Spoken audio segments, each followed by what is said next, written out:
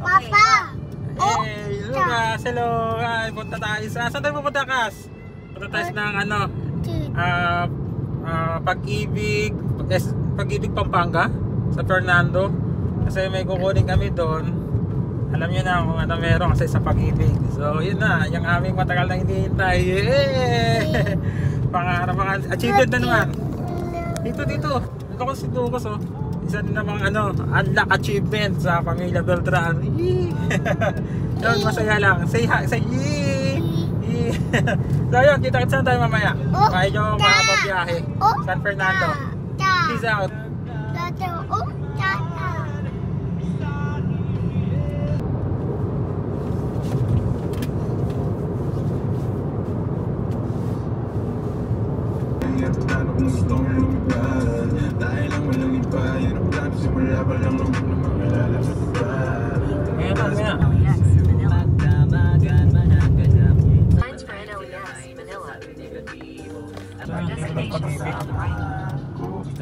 Pag-ibig no? Ayun na yung Pag-ibig nila.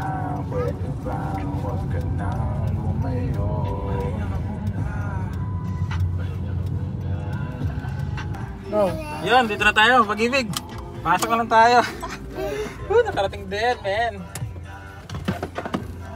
Let's go, Cass, let's go.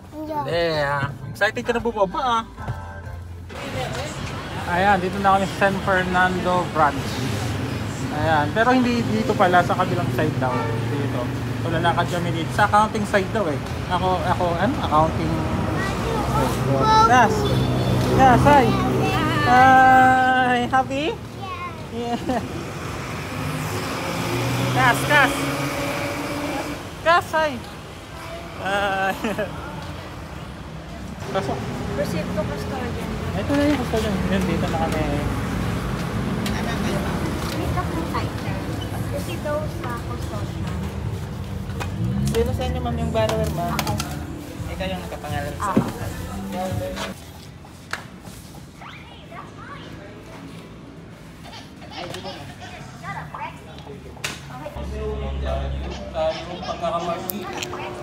At dito na mga lods ay in-explain na dito sa asawa ko yung mga dapat gawin at saka syempre yung mga cancellation pa ata, yung mga ganun pa. Parang pupunta pa kami nito sa Bulacan para ayusin yung mga dapat pang ayusin. Ayan. At ito na nga, nagkakapirmahan na tayo dito sa kanilang papel para sure na amin na yung titulo na to. Ayan, uwian na kami kasi nakuha na namin yung titulo. Titulo na aming pinaghirapan. Hey, say hi mami. Uwian na. Kita sa lang mamaya. si initulo. Bye-bye. Magkano ka ulit? Di.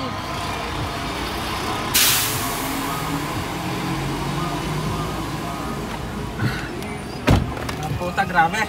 Abala. Game. Yun nga pala mga lods, hindi pa pala tapos. Nung nakuha namin yung titulo ng bahay, kailangan pa pala ng pumunta sa Registry of Deeds ng May Kawayan, Bulacan para yung cancellation yata ng mortgage yata tawagin. Parang sa kotse, parang ganun. So pupunta kami ngayon doon para isang puntahan na lang. Akala ko ba naman tapos na, may ganun pa pala. Siyempre, familiar, hindi kami familiar, first timer. So, at least, next time. Kung ba yung next time? May ganun.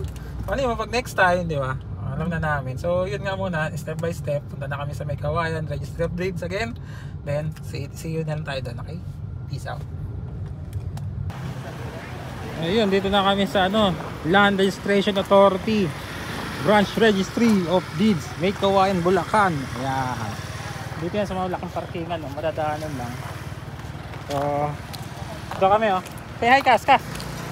Here. Dito, camera, cellphone Ay, nakatulog kaya may may energy.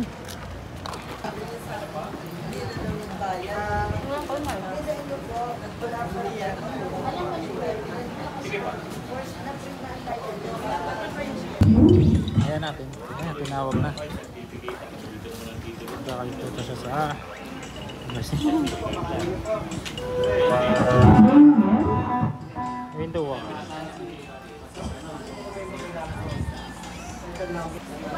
mama ka. Ay, si mama. Oh. Dito ka, si mama. Tapos na mi? Tatawagin ko ulit. Okay na?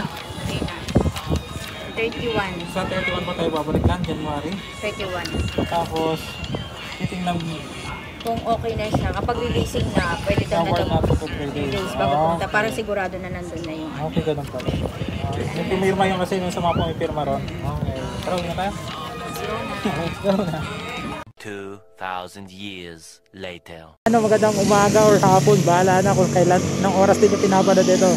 Samahan nyo ako mga lod dahil gusto kong ibalita sa inyo mga lod na kukunin na natin yung yung ating title sa bahay, yung original na titulo ng bahay namin. So yun, napakasaya ko talaga, napakasaya namin sa araw na ito dahil makukuha ko na nga yung titulo.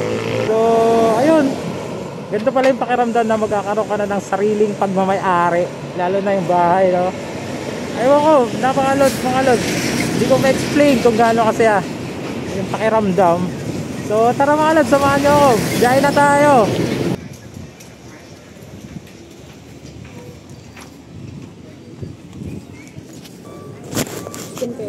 Magkano po? Pwede daw, yun na lang daw. Meron dala naman ako marriage certificate in case of... May dala kang ID mo, kuya ID. Yes, meron ako. At ayun, nakuha ko na ang aming titulo ng bahay. Yan, dito namin kinuha yan sa sa Land Registry Authority Branch Registry of Deeds sa May Kawayan, Bulacan.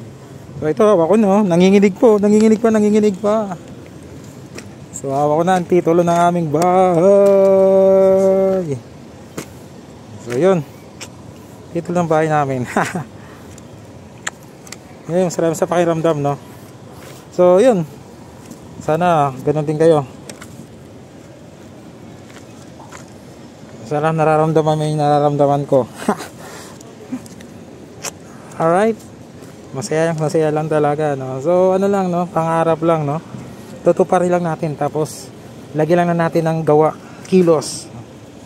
At syempre, tiwala sa taas, di ba? So yun, hanggang dito na lang tong vlog natin. Sana sa lahat ng mga bagay na ginagawa nyo, sa puso nyo lang. Then laging lagi dapat may direksyon, no? So yun, ride safe.